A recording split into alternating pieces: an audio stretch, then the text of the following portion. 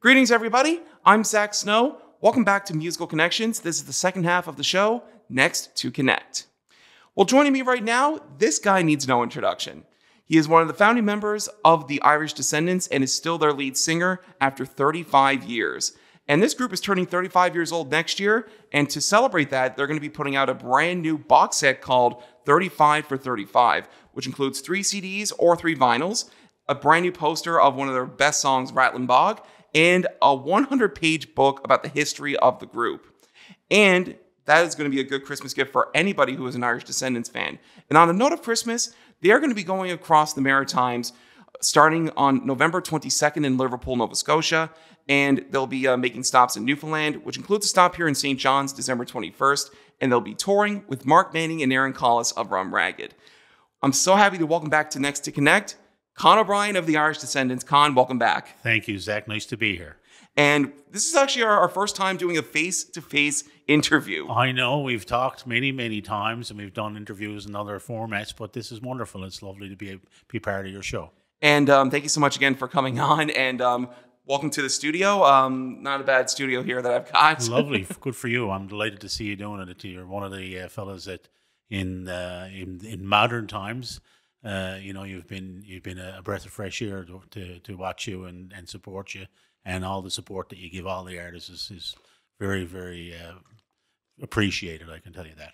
Well, I'm glad to be a champion of Newfoundland and Labrador music and getting to support you guys and any other musician that I featured over the past 101 episodes. It's crazy. Wow. So I'm 101. That's excellent. I'm glad to be part of it.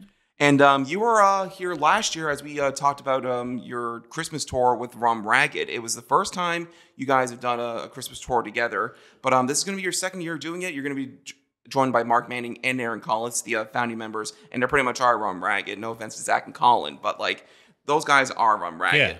So you're going to be starting November 22nd in Liverpool, Nova Scotia. Yes, we start the tour in Nova Scotia. At Liverpool at the Astor Theatre is the first show. The second show is in Halifax at the Rebecca Cohen, which is a beautiful big theatre. I haven't played the Rebecca Cohen in probably 15 years or so. Wow. So it's nice to be back in. I love the theatres. Theatres are wonderful. So we have several shows in Nova Scotia. Then we head to Ontario. We're playing in Toronto at Hughes Room. We have two nights and they're pretty well sold out.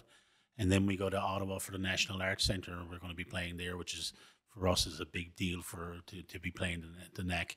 And then back to Newfoundland, then back over to Nova Scotia again and PEI for a few shows.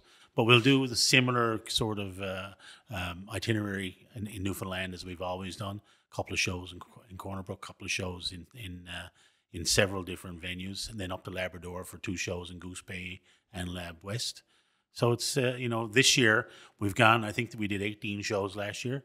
This year we've expanded to do 26, so we're starting the tour a nice bit earlier, and it's going to be a whirlwind type of event, and an Irish Descendants Christmas with special guests Mark Manning and Aaron Collis is a special night.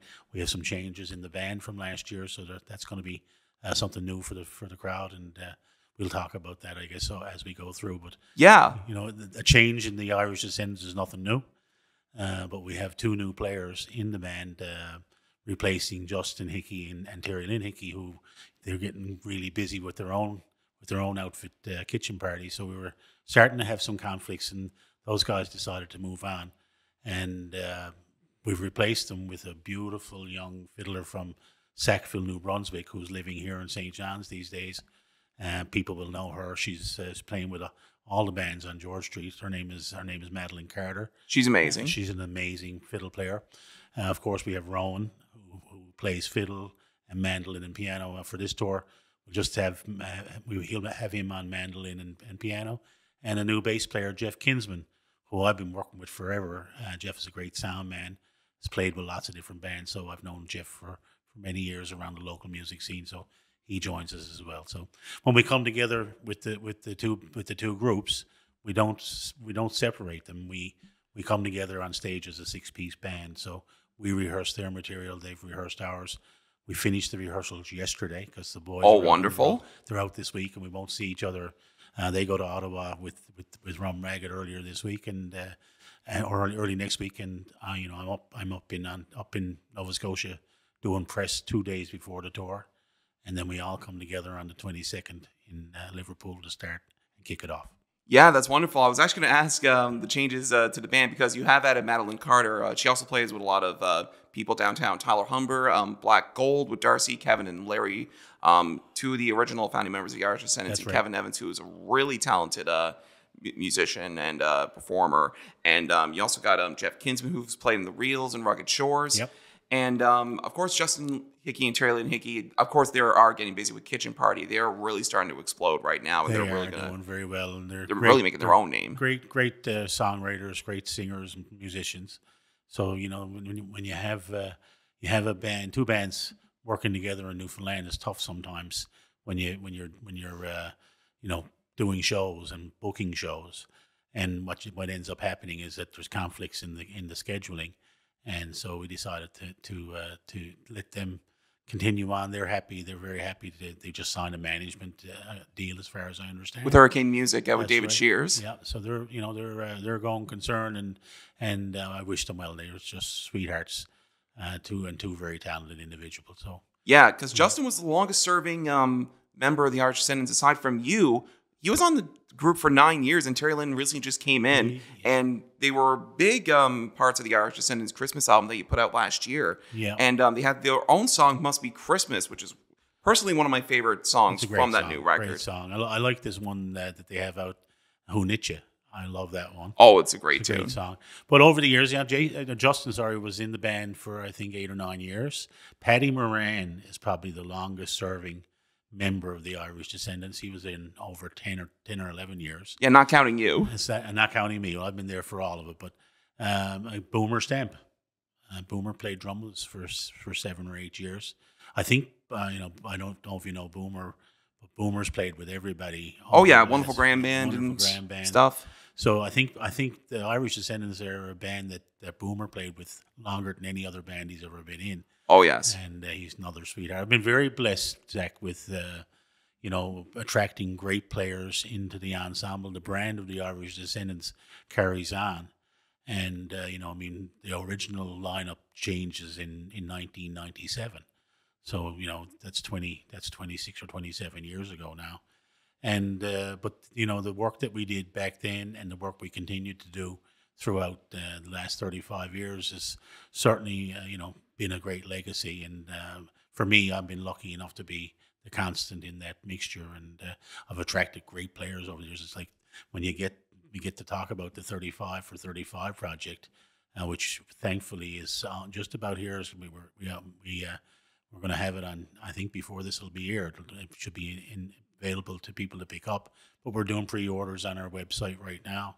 If you want to go pre-order it, go get it, because there's a limited number of them. Mm-hmm. And you can get tickets to the Christmas shows there as well. So it's but going through the process of that, which we were delighted to have you part of. Oh, thank you so much again. Was you did the discography for us, which was you know the body of work. You've seen it all. Picking 35 songs out of all that material was a challenge, and we got through that, especially with vinyl. You only have so much space on it, and you only have like 22 minutes or 23 minutes per side to fill up, and trying to get 35 songs on three LPs was a bit of a challenge. Yeah. But that we managed to get through that pretty well. But what was really fulfilling for me was putting together the history. Going through all of the things, the firsts, the wonderful things that we got to do. That was an amazing process for me. Re-listening to the material, you don't listen to your own songs as much as you do. Yeah. And replaying some of the songs still from the very early albums, and we can't get away from playing the Rattling Bog or Cape St. Mary's or Catch the Wind, but there's been a lot of records and a lot of songs, and listening to them all, and as you consider them, was a great exercise. And then going through, there's been over 30 people in the band. That's insane. So it's and reconnecting and trying to piece together what happened and when it happened, and talking to the individuals as I was going through that process. And it took me the best part of a year to do it. We're very pleased with it. Everybody out there in the industry who knows Judd Haynes' work will be blown away. He's remarkable. It's an extremely impressive package, and you just cannot. Comes in this beautifully gold embossed box, beautiful artwork, beautiful graphic. It's on. If anybody wants to have a quick look at it, you can go on our website and see IrishDescendants.com, right? TheIrishDescendants.com. TheIrishDescendants.com. And or on our Facebook page, and we're even on these days. Where Rowan is in taking charge of the socials. So I'm on TikTok and everything. I was going around last week to get to shoot and stuff for TikToks, and, which is great. I'm embracing the new technology and looking forward to what way you're going to go with do you make records anymore? That's the next question. Yeah. In the world, I mean, and your generation is consuming music in a much different way than my generation did, and my parents' generation. The people who are fans of the band go back into the baby boomers, and we're right now up. I don't even know all these generations, but my kids are 19 and 16. They're listening to records, and it's come full circle, and that's an interesting thing. Yeah. Because when you consider that, we grew up in the streaming generation, but my generation, I would say I'm close to the end of millennials, start of Gen Z, because I was born in '96, Yep. and we were the last ones to use VHSs, but we were still using CDs and DVDs. But we were really some of the first ones to use streaming services like Spotify and Apple Music. But I think also with the generations that have gone on, like the millennials, Gen Z, Gen Alpha now, they're bringing back records in a big way. And I've mentioned this to many guests here on the podcast before. Records are outselling CDs for the first time in, 40 years, which is insane. Tony up the fridge told me that 80% of their sales are now LPs, are now vinyl. And people are, like my boys are, the oldest fella, they're going through the secondhand stores and they're going through the flea markets, watching for, retro stuff. They're picking up, things that they're interested in, that was produced 35, 40 years ago. So that's really an interesting thing. One of the things about that format and the changes, because when we first started, we were on cassettes. then CDs show up. We're the first Newfoundland band to put out a CD. Yeah, because the only other CD out at the time was Another Time, the Songs of Newfoundland. Another Time was a compilation album that Kelly Russell did, which was great. Fantastic album, and did various artists, but he put that out. But we had put out Misty Morning Shore, and then later on put it out on CD, and that was cutting edge at the time. I always remarked though that coming back into vinyl is fulfilling for the artists, because even in the streaming, what really puts a big fly in the ointment for us is Napster. Napster shows up, and now you can download and steal the music, take it from the internet free. And there's no, as artists try and figure a way through this, and streaming platforms come through. But when you make a record, you think about it, and you select, 12 or 15 songs to put on an album. And there's usually a running theme. There's a method to the madness of the selections of the material. And with streaming, people are not listening to full albums. They're listening to singles. They're listening to singles, and they're buying singles. And instead of listening to the full body of work, which we take a lot of time and pride in preparing, now with vinyl, I remember being over to Judd's house a couple of years ago, and we're talking about another project. This is probably 5 or 6 years ago. And he was doing some work for me, and I was over, and he said, "Do you mind if I put on a record?" And I hadn't heard a record in 30 years, and he puts it on, and I don't remember the title or what it was, but we listened to the whole thing. When side A was done, he got up out of his chair and he went over and flipped the record over and listened to the full side B. People have to listen to the whole thing. They can't just click a button, or tell Alexa to change the song. So that's an interesting thing, and I think for musicians, when they're thinking about putting out records, because singles are where it is these days. You go up on TikTok and do a song, and you can become a sensation these days. You don't even have to put out a record. Yeah. And so that the mindset of what you're going to do and how you're going to approach producing new music is something that I have to depend on folks like you to advise me, because I'm old school.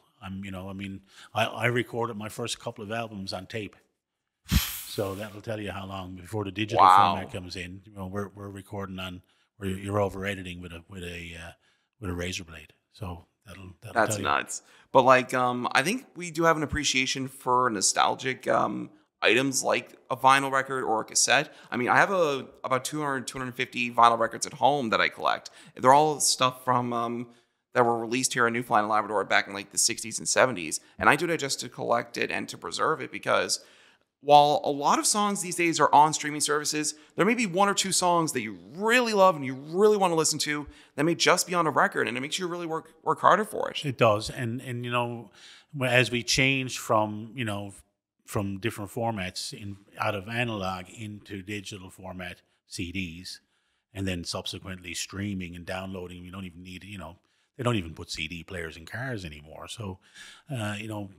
producing CDs now is becoming redundant. You sell some to the older generations that still have their CD players in their houses.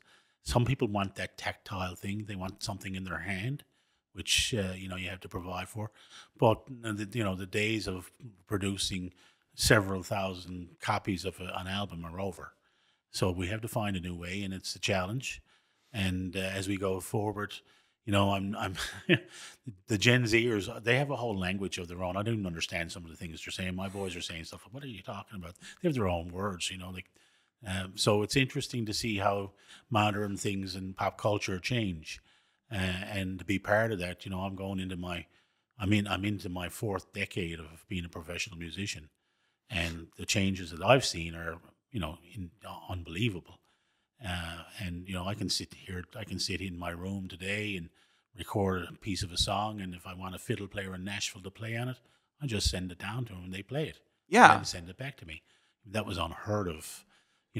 Back in the old days, you had to go through an awful lot of a process. People had to be there to do it. Yeah, that's the kind of one of the positive things that technology has done. Like, you can send like a demo vocal of a song that you're working on, and then you can like say, "Hey, here's the way I want to play it on fiddle," and they'll just send it right back to you. Like, That's right. what technology I find has had the most positive impact on when it comes to making music, because you don't really need to be down in a studio anymore in order to record it. But there's nothing that replaces that, being in the studio and doing stuff off the floor.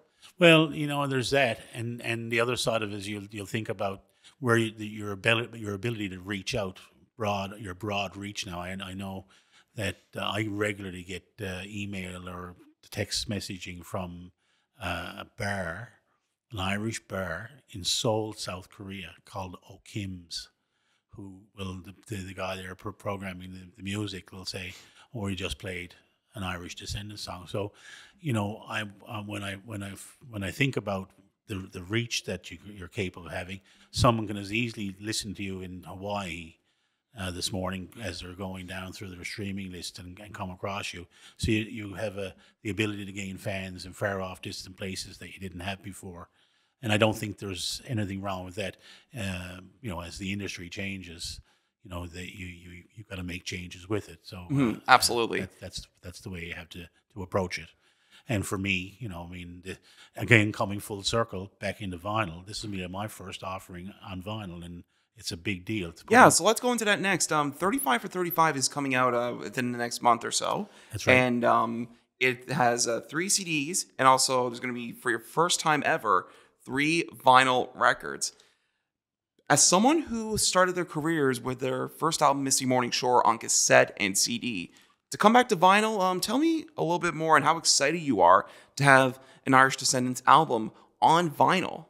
Well, I can remember as a kid buying records back in the late 70s and all through about the 80s. I can remember the first record I ever had was an album by Bachman Turner Overdrive called Fragile. I think it was called Fragile. I won it on a radio contest, and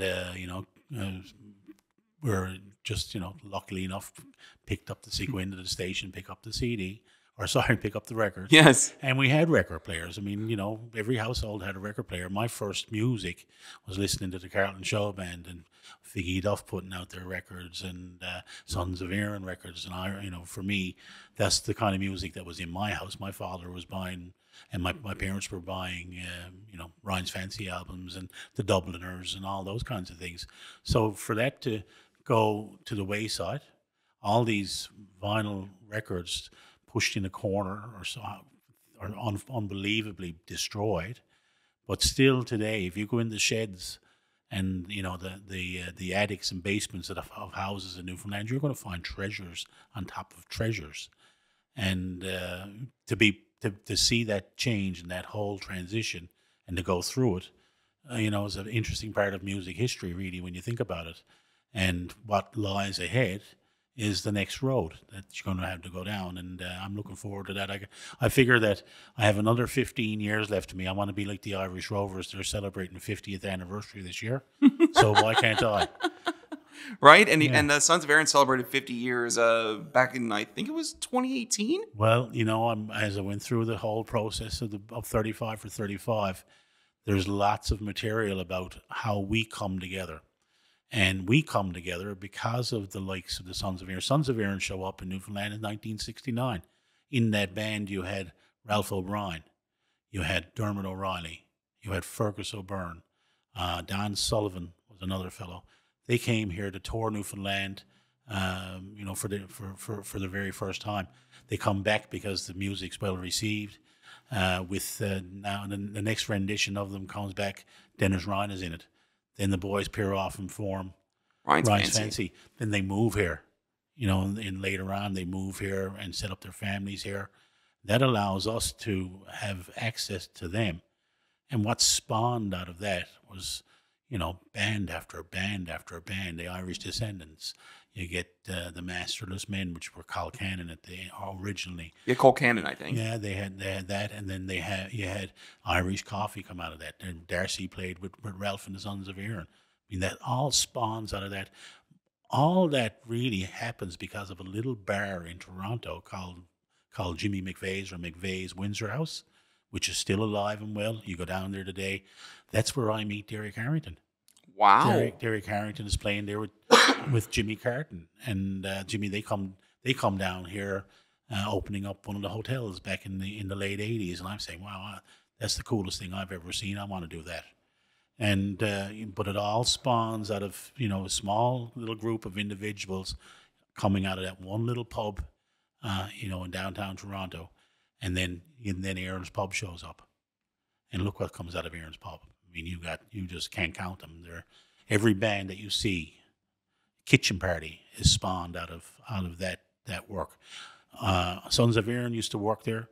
Con, Ron, and Tom, which is me, Ronnie Power, and a fellow mate by the name of Tom Badcock. We're the first band to play alongside of the Sons of Erin in Erin's Pub.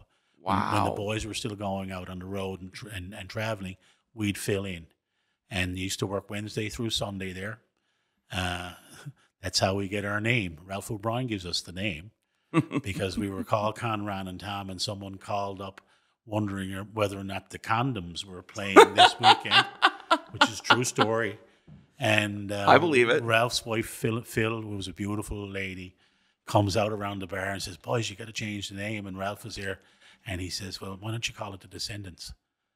And that's 1986, so that's 4 years before the Irish Descendants form.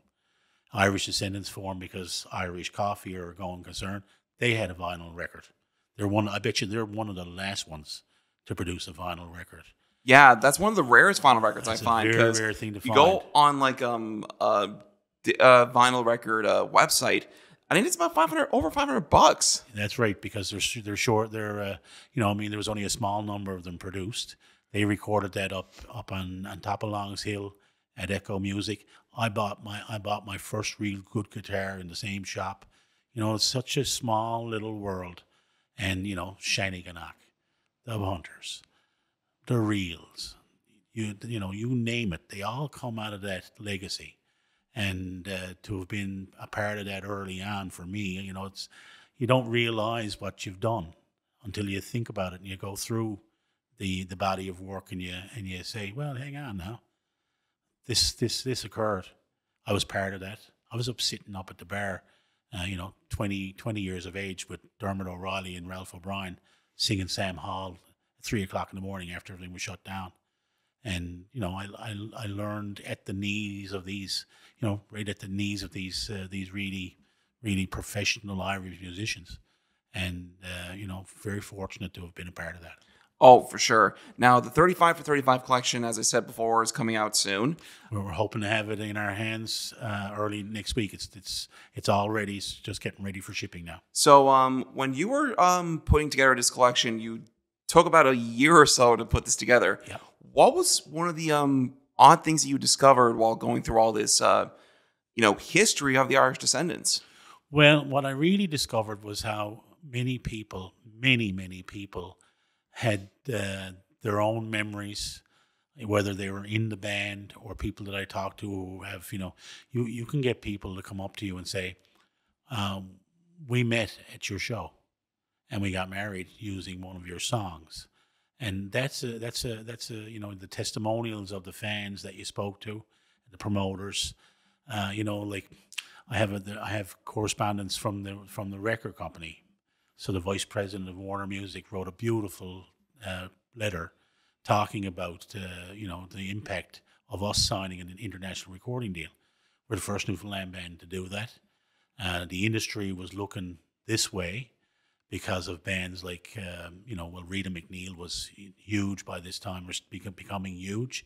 The Rankin family, they were with EMI, and the industry was all of a sudden seeing a great deal of commercial opportunity here. Misty Morning Shore comes out, and we sell 16,000 records. You couldn't do that today because of the changes in the industry. Oh, but what happened is that they saw other labels having successes, and they wanted one of their own. And so for us, we were the first band on the East Coast that Warner Music Canada signed. Yeah, and that's a 5-album international recording deal, a big deal. And I can it'll tell you right in his letter, as we're progressing and putting out the first record, which was Look to the Sea. They were the A&R guy Kim Cook. I introduced him to his wife in Toronto at one of our album launches. So those connections are strong. But Dave Tollington, who signed us and was a big influence on us. He writes it in his letter, and I didn't realize what the impact of it was. But when we had signed, he came to me and said, back in the 90s, so have you got any other suggestions for us? Have you got anybody out there that you think would fit the bill? And for me, immediately I say, Great Big Sea. Great Big Sea is they're at the same vintage as us. They start as Rankin Street ahead of us. And they're a going concern, great band, lots of energy, and they subsequently signed them, and then they go on to become multi-platinum, huge commercial success. Natalie McMaster was the next one. All that spawns off of us being there and being part of that first initial wave, and that gets lost on you sometimes when you watch. I mean, I've been watching with awe, the work that the Great Big Sea boys have done and what they've managed. I mean, what I've done is only a small fraction of what they've done, but they open for us. Their opening shows we're opening for the Irish Descendants at the TSC back in the early 90s. So, it's interesting to see that and to be part of that too. Was it's a fulfilling. You feel good to be able to say that your work had influence on others, and as it goes on and on. For me, I'm looking at one of your signs over on the wall there, Thomas Trio and the Red Albino. They were huge. They were huge influence on me. They were doing it. They were taking their kind of music, which was much different than ours, but they were going across the country playing from here to Vancouver in every university. And it was an inspirational, we realized that our music was not just our artistry, it was a business to be worked on, and that gave us a lot of Yeah. initiative and a lot of drive to want to do it. For sure. Now, Thomas Trio and the Red Albino, of course, that's Jody Richardson and the Thomas brothers, Danny, Louie, and Lil. Louis Thomas ended up becoming Great Big Seas and now Alan Doyle's manager. That's right. Danny Thomas is a well-respected sound tech in the Maritimes. I don't know what Lil is up to these days. Lil is one of the best guitar players on earth, so I'm sure he's busy playing music. And they're such sweethearts. There was Laurie Cooper was also in that band. We can't leave Laurie out. That band was, for us, they were the first ones to really drive it home. That aside from, there's others that we shouldn't forget about, because in the Southern Ontario marketplace in the late 60s and the early 70s, you got guys like A. Frank Willis, you got Eddie Coffey, you have Dick Nolan, you have Peter Francis Quinlan. They were all expatriate Newfoundlanders who went to work and live, and Harry Hibbs, That's one of the big ones. Big one. Harry made many, groundbreaking recordings, and they were playing to expatriate Newfoundlanders in Southern Ontario. The mines in Bell Island closed down, and 5,000 people moved to Galt, or just outside of Cambridge, and we're still playing to the same families that now you're in third and fourth and fifth generation now, but those people are still there. They're all around Brampton. They're all in the same area. You go to Cambridge or Kitchener, lots of Newfoundlanders. That's all from that onslaught, and the music that comes out of it. We did lots of work with especially A. Frank. I have an A. Frank song on the Christmas album. Hello, Mom and Dad is one of my favorites. Hello, Mom and Dad, and you cannot forget the amount of effort and work that they put in it, the pride they put into, telling their story. They were forced to leave here. I used to run into A. Frank in Fort McMurray. He was living in his van, parked in the parking lot of the place he was playing. That was the way he worked. Wow. And he went around. He went around the country, and all those guys paved the way for us as well. So. Mm-hmm. That's important. They're important. Yeah, and the record industry these days is very, very different. It's more of an independent game than ever before. There are some acts here that are coming out of Newfoundland and Labrador. One of the biggest examples for me, someone who's actually played with Tyler Humber, Ashley Malloy, who now goes by Ash Malloy. She signed to Universal Music Canada to Wax Records, that division. Yep. And she's making some noise up in Ontario as well. Where do you see the music industry these days? Do you find it's more of an independent game, or do you see if there's an opportunity for big record companies to invest in the music of this province? Well, I don't know how that's going to work, Zach, and it's a sad thing, because when you do have a record label behind you, you do have the machine of the record label, which is, you got an A&R department, you have a publicity department, and they have connections for distribution across the country, which is crucial. Even in the times when there's no record sales and actual physical sales of CDs are not like they used to be. But again, we're going back to vinyl. So like Aisling, she's a very talented young lady. She's I've been watching her for a few years now, and so to see that kind of thing happening, the internet is powerful. I did something the other day for Remembrance Day. I put up a song down at the War Memorial, very impromptu, a one-take version of a great Newfoundland anti-war song called The Valley of Kilbride. 8,000 or 9,000 people watched that in a couple of days. And so that's how, 30, 40, 35 years ago, to have 8,000 or 9,000 people consume your work that you put out this morning, and, 2 days later, 8,000 people had seen it. That was unheard of then. So harnessing that power, again, it's hard to understand what to do, because I make records. I'm used to making records. I'm used to getting ready for, putting together 12 or 15 songs. And that may not be the approach anymore. I think, I watched this guy from Ireland, Gerard. Is it Gerard McCarthy? I don't know if it's Geroid or Gerard McCarthy. I think it's Gerard is how they pronounce, but I could be wrong. Yeah, I seen the crowd for his performances when Broderick's had their Fall Fest. Yeah, insane. Now, at the same night, now I've seen him on previous times, and wonderful. And I watch him on TikTok, and I'm watching his Facebook, and he's singing the same songs that we're singing, really, and there's not that much of a difference in the presentation. But like when he was here, he put 1,300 people in the Delta, maybe more. And as an aside, that's how powerful that format is, and that's how powerful the internet is. Because in a place like Newfoundland, where that music is very well, received, he's the type of guy that can come into town and have great successes. Like I went to see Danu on the Sunday night, the night that he was down in the Delta. Danu, who was one of the top Irish bands on earth, they've been together for 30 years. One of the premier Irish music exports.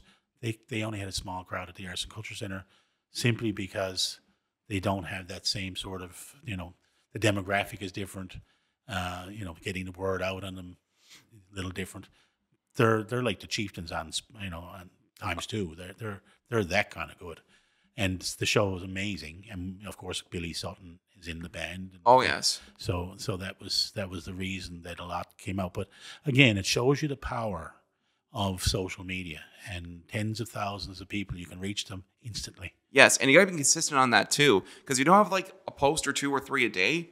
You're pretty much lost to the shuffle. That's Otherwise, right. You're dead. You're dead in the water. People have very short attention spans now. So they don't want 3 minutes of music. 30 seconds does them sometimes. You don't even have to put the whole song up. But it gives you, if I put up 30 seconds of a song and you like it, and take it, you might listen to it a couple of times over the period of the day or two that it's out there. But it also gives you, maybe it'll incite you to go to the website. Maybe it'll make you go to Spotify or Apple Music and download something or stream something. So it's just like a snowball, and it builds and it builds and it builds. And I'm learning slowly, because I have young people in the band, and these things are important. That's how you express yourself. Absolutely. And it's important to be on top of that and come up with new ways of going about. I saw the other day, I don't even know the band, but Jeff Younghusband, they were down doing an in-store. Jigger? Maybe, yeah, and they did a pre-listen to the first cut of their LP. So it's their first listen, and before they press it. And I said to myself, wow, that's a cool thing to do. Instead of an in-store with the band, now you have an in-store where fans come down and they listen to the very first offering. And it gives people something to do. The record store is happy with it, because you got to, trying to keep a place like Fred's and O'Brien's open, it's tough. I mean, when people are not buying CDs anymore, and the marketplace is diminished, and people, coming through events like that, and because they saw it on Facebook or TikTok or Instagram. Mm-hmm. So that's so important, and harnessing that. I think the police are coming to get us, Zach. Or maybe the fire department, because we have so much great talent here in this province. Like, we have never been hotter when it comes to right. the music that is coming out of this province, whether it's traditional folk, whether it's contemporary music, whether it's country music, which has really exploded lately with Mallory Johnson, Jason Benoit, Justin Fancy, Carolina East. Some new artists like Darcy Scott are coming up. Mackenzie Critch. Then you have the Once and the Fortunate Ones. Very established names. International, and Andrew O'Brien and his partner going around. Catherine Allen. Catherine, what's the other group? Quote the Raven. Quote the Raven.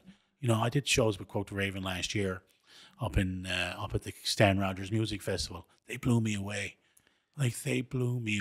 Jordan's range is insane, but Kirsten's no slouch either. They're very, very talented people, and they're treasures, and they're playing all over the world.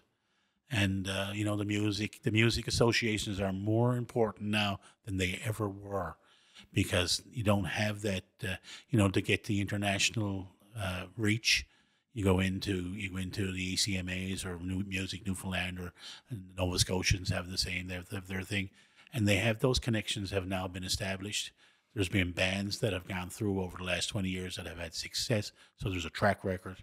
And even for me, I showcased this year at Music NL's export, showcase, and that was important for us because, even though we're 35 years old, there's lots of people who from outside of here don't know who the hell we are. Yes, because there could be opportunities for you guys to like be showcased outside of Newfoundland and Labrador. Sure. You could be going like say to like England or maybe Australia. That's or right. maybe like The work doesn't come immediately, but you like, I mean, I know that we made, my manager Bruce Morell made good contacts there. Going to work on opportunities in the future, so it may not happen in 25, but in 26 we may get to see the fruit of that. That just sure. sowing that seed, and it's important. And we're a seasoned. I'm a seasoned entertainer, and I have a big body of work. And if I'm able to garner something new and fresh and build and continue to break new ground, that doesn't hurt anybody here. That's good for everybody. For sure. What Fortunate Ones, what Quote the Raven have done, what the Once have done. That's all excellent exposure for all of us. And the more of that, the merrier. I never felt there was competition when they asked me who would I suggest for Warner. I had no problem saying Great Big Sea. It didn't challenge me that way. I wasn't looking at it as competition. Chris Andrews and I talk regularly. He shares with me all the time.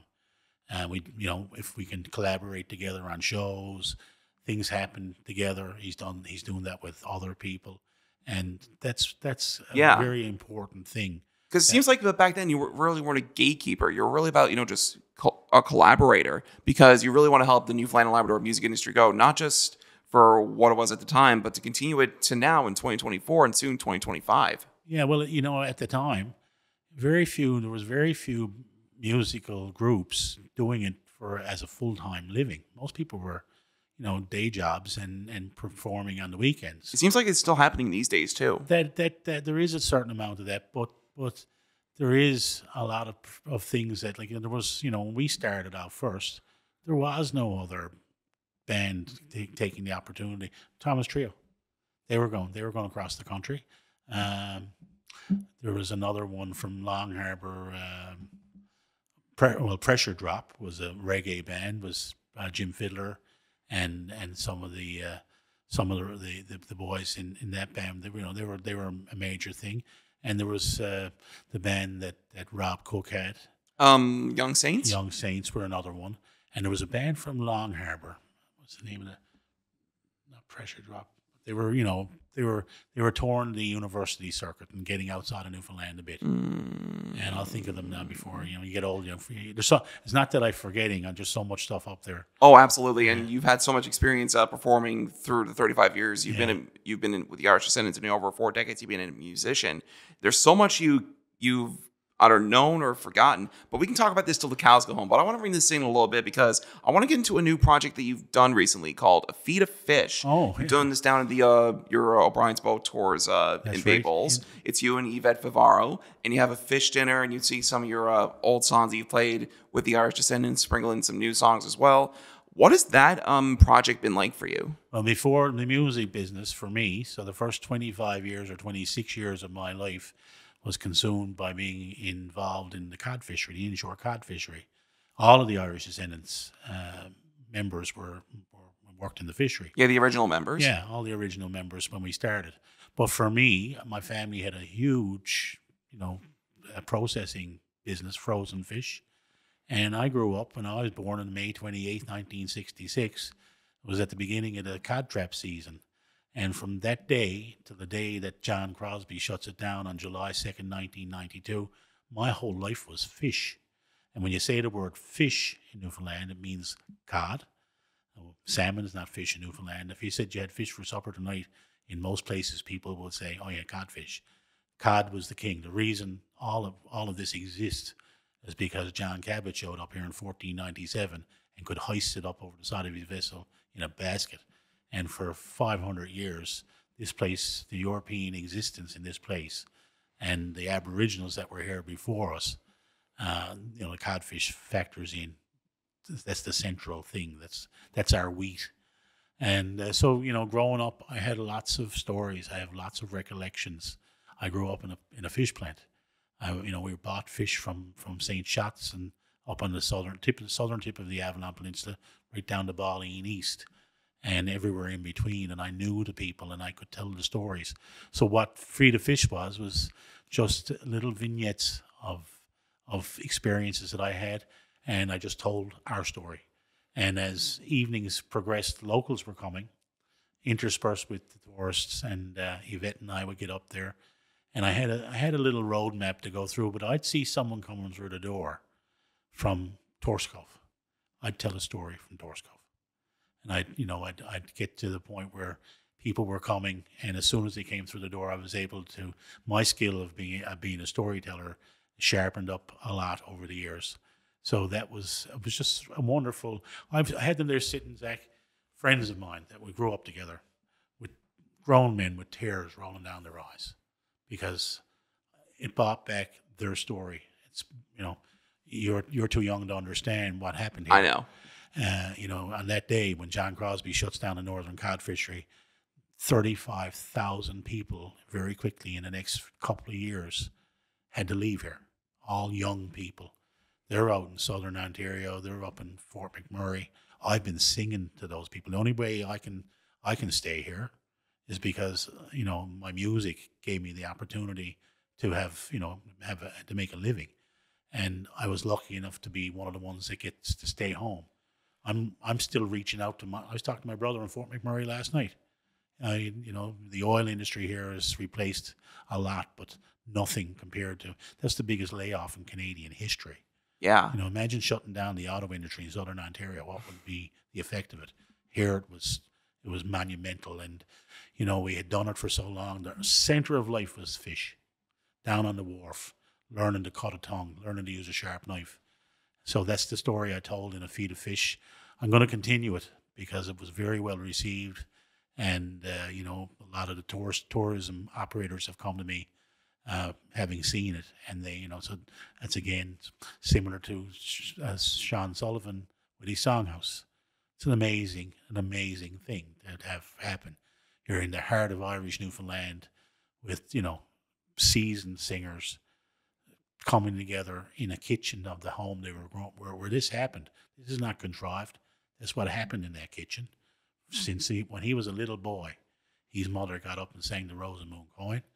And he takes just as much pride in presenting his songs and his story as I do with that kind of with the Feed of Fish. And you top it off. I'm a decent old cook. Just look at me. I introduced you to Leo's way back, and so fish is a big part of it. The codfish stew is an ancient old recipe, and people walked out of it saying to me, "That's the best fish stew I ever had in my life," and that's quite the honor.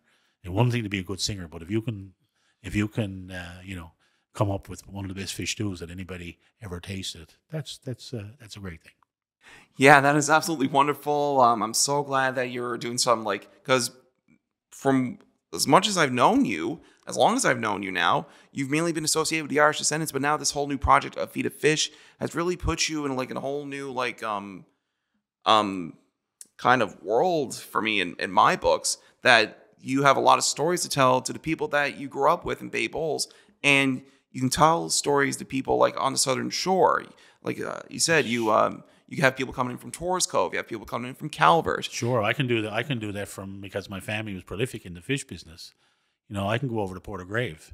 I can go over to Conception Bay and Trinity Bay. When I grew up, when I was first born, it was 1966. My father ran the whale factory, in Dildo. What? That's where I grew up. My first 5 or 6 years before they shut down was a moratorium. I'm going through my second moratorium with the codfish. The whale moratorium affected my family as well. So wow. So and my grandfather back in those days, we had 7 fish plants all over eastern Newfoundland and as far west as Lassie. So I was involved in a big way in the fishery. We could produce a lot of frozen fish every day during the inshore fishery. We had a crab plant in Mary's Harbour, Labrador. I went up there and worked, and so my experience and my encounters with people and some very prominent people in the fishing industry were vast. So I can go over and do feed a fish in Portagrave and tell Portagrave stories because I have lots of them. Oh, I'd imagine so. You've been in the music industry for 4 decades. You've been a fisherman your entire life, and you've been well versed with a lot of knowledge and a lot of stories. If there was one word or phrase to describe your career and describe your life in a nutshell, what would that be and why? I think if you had one word for it, it's just fortunate. I went to see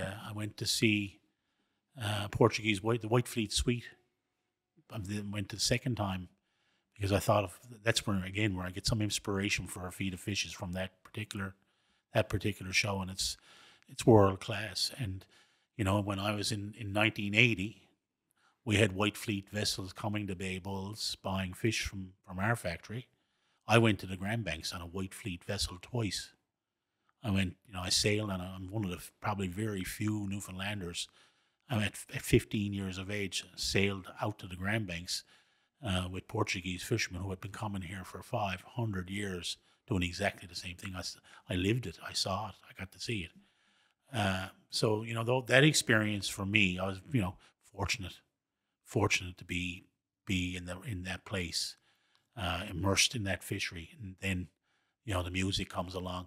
Fortunate. I had music in our household.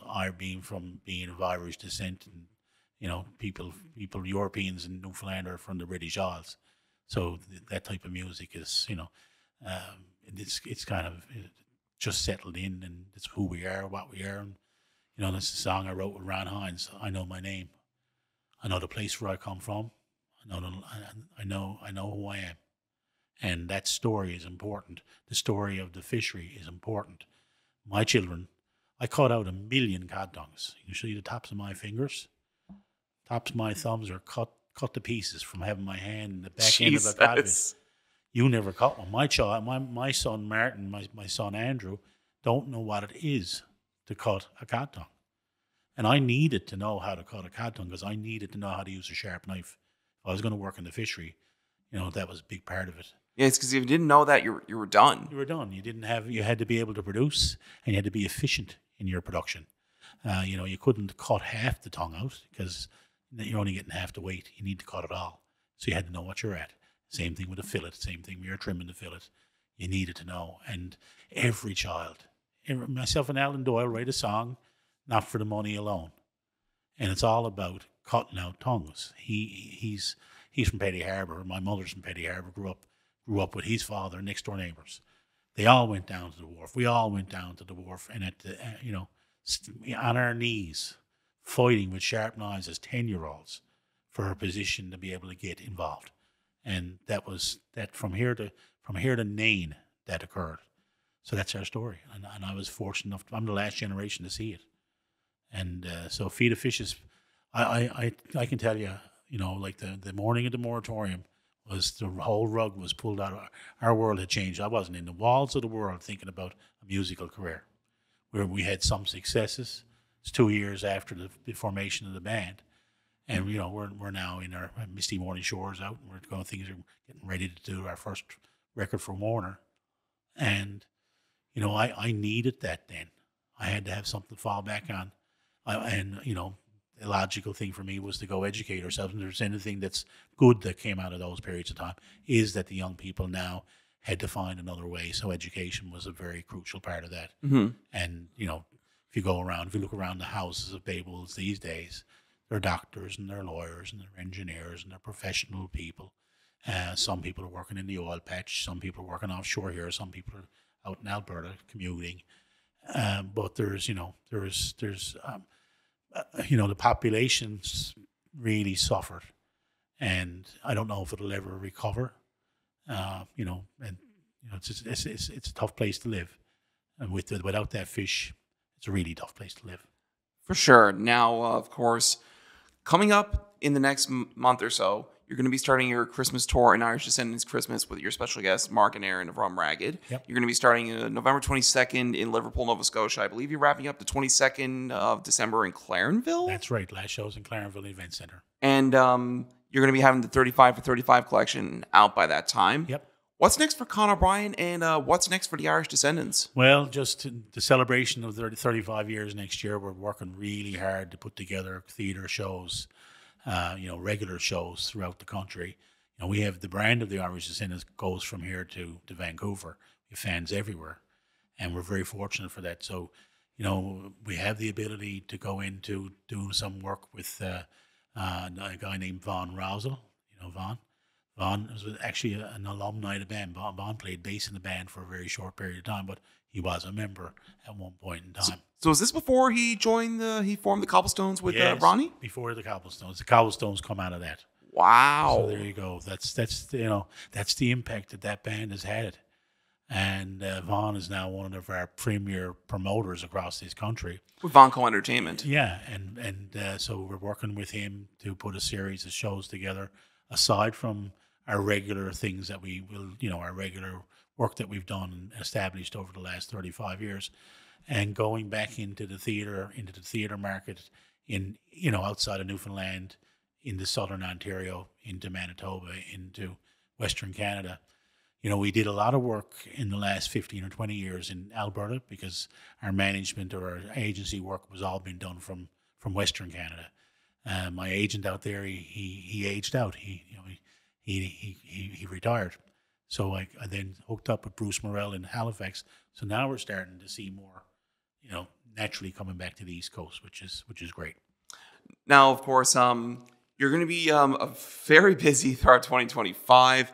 For people who want to keep up to date with the Irish Descendants, with Con O'Brien, and anything when it comes to, say, A Feed of Fish, when it comes to the 35 for 35 tour, I mentioned the IrishDescendants.com. You're on TikTok, you're on Facebook. Is that the best ways people can reach you? That is the best way. I mean, ultimately people are going to want to see you. And like you said, if you don't do 2 or 3 things a week, new, fresh things, then you get lost in the shuffle. Exactly. So for me, I'm going to concentrate our resources into, for the next year or two to see what that does, what that yields. Because going in the studio to record an album and producing and manufacturing CDs is an expense. And you have to wonder whether or not that's worth it. Maybe it's a thing where, once a month I put out a brand new song and a video to go with it. And at the end of the year, you press that into a package that works, and a lot more live presentation as a result. And that's where we're going to look at it. I'm hoping to do we're gonna try and do as much as we can this year. Try and get as much as the alumni back involved, and see if we can get a big show. It would be lovely to have another reunion show with the original members.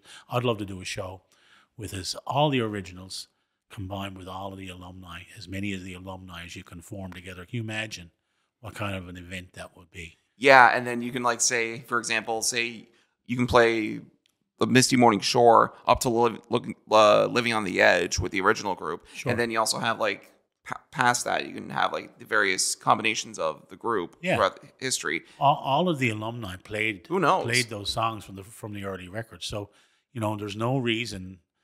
They all played. And one of the funny things is that when new people came into the band over the years, you didn't hardly have to rehearse because they knew it.